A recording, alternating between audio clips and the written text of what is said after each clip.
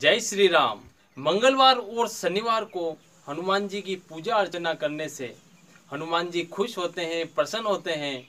तो चलिए जानते हैं हनुमान जी से सफलता पाने के 7 सूत्र। पहला, संघर्ष। हमें अपने जीवन में हमेशा संघर्ष करते रहना चाहिए। छोटी बड़ी विपत्तियों से, छोटी बड़ी कठिनाइयों से डरकर नहीं भागना चाहिए, उसका डटकर सामना करना चाहिए। संघर्ष हनुमान जी से सीखिए। श्री राम प्रभु के एक कथन पर उन्होंने बीड़ा उठा लिया कि मैं सीता मैया को मैं खोज के लाऊंगा। वो वन में गए। वन में जाने के बाद सीता मैया का पता लगा कि वो लंका में है। तो उन्होंने एक पल के लिए भी नहीं सोचा कि वहां पे कितने राक्षस होंगे, क्या होगा, मैं चला जाऊंगा, मैं अकेला हूं, वहां पे हजारों लोग हैं, क्या होगा। लेकिन उन्होंने उस संघर्ष का सामना किया। उससे पहले संघर्ष था, हजारों कोस का समुद्र लागना था। लेकिन हनुमान जी ने एक पल के लिए भी नहीं सोचा, चल जो होगा देखा जाएगा। हनुमान जी के लिए कोई भी चीज असंभव नहीं है। और उन्होंने वो पूरा समुद्र लांग लिया और लंका में गए। लंका में संघर्ष करते हुए ही पूरी लंका को जलाया। फिर जब युद्ध हो रहा था तब लक्ष्मण जी को तीर लग गया। फिर से हनुमान जी ने बोला कि मैं जाऊंगा। कोई तैयार नहीं हुआ। हनुमान जी ने बोला मैं जाऊंगा। संघर्ष, ये हाँ करने के लिए भी दम चाहिए। तो ये दम बालाजी महाराज से सीखना है हमें। फिर उन्होंने कहा कि मैं जाऊंगा और वो लंका में जाके पूरा उस वैद्य का महल उठा के ले आए। फिर कहा कि अब एक दिन में संजीवन बूटी लेके आनी है। तो कौन लाएगा? सब पीछे, कोई कुछ नहीं कर सकता, सब निराश थे। लेकिन हनुमान जी ने कहा कि मैं जाऊंगा, मेरे लिए कोई चीज असंभव नहीं है। तो इस प्रकार से हमें अपने जीवन में आ रहे छोटे मोटे संघर्षों से नहीं डरना चाहिए, नहीं कतरना चाहिए और हमें हमेशा संघर्ष करते हुए अपने लक्ष्य प्राप्ति की ओर बढ़ते रहना चाहिए। नेक्स्ट, बुजुर्गों का सम्मान।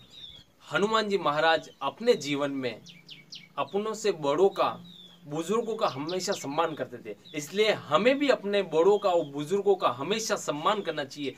क्योंकि बुजुर्ग बूढ़े होते हैं, वो अपने शरीर से कुछ नहीं कर पाते, लेकिन उनका अनुभव, उनका नॉलेज जो एक युवा व्यक्ति नहीं कर पाता है, वो एक बूढ़ा व्यक्ति करके दिखा देता है। इसलिए हमें कभी भी बूढ़े व्यक्ति का असम्मान नहीं करना चाहिए, हमेशा सम्मान करना चाहिए। नेक्स्ट, तीसरा सूत्र है, मुस्कुराते रहें। कोई भी काम हो, कैसी भी कठिनाइयां हो, कोई भी बाधा आई हो, कुछ भी हुआ हो, लेकिन हमें अपने जीवन में हमेशा मुस्कुराते हुए रहना चाहिए। समस्या आएगी, ये प्रकृति है, प्रकृति का नियम है कि समस्या आएगी। समस्या नहीं आएगी तो आप आगे कैसे बढ़ेंगे। हनुमान जी महाराज को उस समुद्र तट पर सभी ने बोला कि हनुमान जी महाराज आपको ये पूरा समुद्र पार करना है। उन्होंने हंसते हंसते बोला, मैं प्रभु श्री राम के लिए ये एक समुद्र क्या, यदि एक ऐसे 1000 समुद्र हो गए ना तो भी पार कर लूंगा। मुस्कुराते हुए हर काम उन्होंने मुस्कुराते हुए किया। जब सीता मैया जी से मिले तब वो मुस्कुरा रहे थे। जब युद्ध लड़ रहे थे, रावण से भीषण युद्ध हो रहा था, तब वो खुश थे। तो वो हमेशा मुस्कुराते। क्या उनके जीवन में कठिनाई नहीं होगी? काफी कठिनाइयां थी, सारे संघर्ष सामने थे, लेकिन हर संघर्ष का सामना करना है, हर कठिनाइयों का सामना करना है, लेकिन मुस्कुराते हुए। नेक्स्ट, सक्रियता। सक्रियता यानी कि अपने शरीर से हमेशा सक्रिय रहना। आजकल का युग, सभी लोग मोबाइल, टीवी, इसमें असक्रिय हो गए, बस पड़े रहते हैं, असक्रिय होते हैं। अपने मन को ध्यान में लगाओ, सक्रिय रहो। अपना तन हमेशा सक्रिय रहना चाहिए, मन हमेशा शांत रहना चाहिए। जब अपना तन सक्रिय रहेगा, मन शांत रहेगा, तब आपका एक भी काम असफल नहीं हो सकता है। तो बालाजी महाराज हमेशा सक्रिय रहते थे। से हनुमान जी समुद्र लांग कर लंका पहुंच गए। अब उन्होंने सक्रियता देखिए। अब वो चाहते उसी रूप में जाते तो सारे सैनिक उन पर अटैक कर देते, सारे सैनिक उन पर आक्रमण कर देते। लेकिन उन्होंने छोटा सा रूप किया, फिर अंदर गए। कब बड़ा रूप करना, जब बड़ा रूप किया। कब पूंछ लंबी करनी, जब पूंछ लंबी की। कब किससे किस तरीके से बात करनी, उस तरीके से बात की। कैसे विभीषण से अपन को कैसे मिलना है, तो हनुमान जी ने विभीषण से मिलने के पहले ब्राह्मण का रूप धारण किया।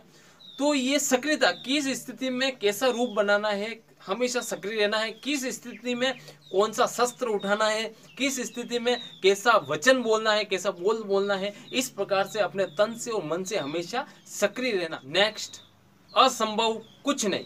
बालाजी महाराज के लिए कोई भी चीज असंभव नहीं थी।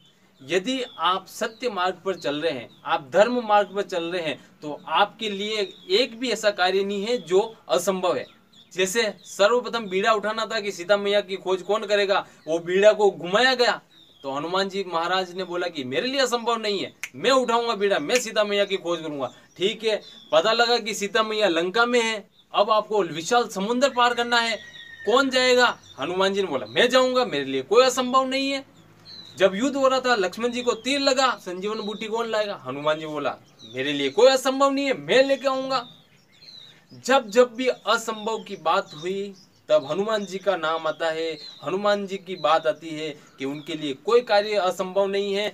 और बालाजी महाराज बताते हैं कि यदि आप सत्य भाव से और धर्म के लिए यदि कोई कार्य कर रहे हो, तो इस दुनिया में एक भी ऐसा कार्य नहीं बना है जो कि असंभव है, लेकिन वो सत्य मार्ग पर होना चाहिए। अगला है छोटा होना। छोटा होने का मतलब ये नहीं कि अपनों को छोटा बन के रहना, बोना बनना, वो नहीं। छोटा बनना यानी कि अपने स्वभाव को विनम्र करना, नम्रता पूर्वक। बड़ों के सामने कैसे नमस्ते, जय सिया राम, कैसे नम्र रहना, छोटे से कैसे प्यार करना।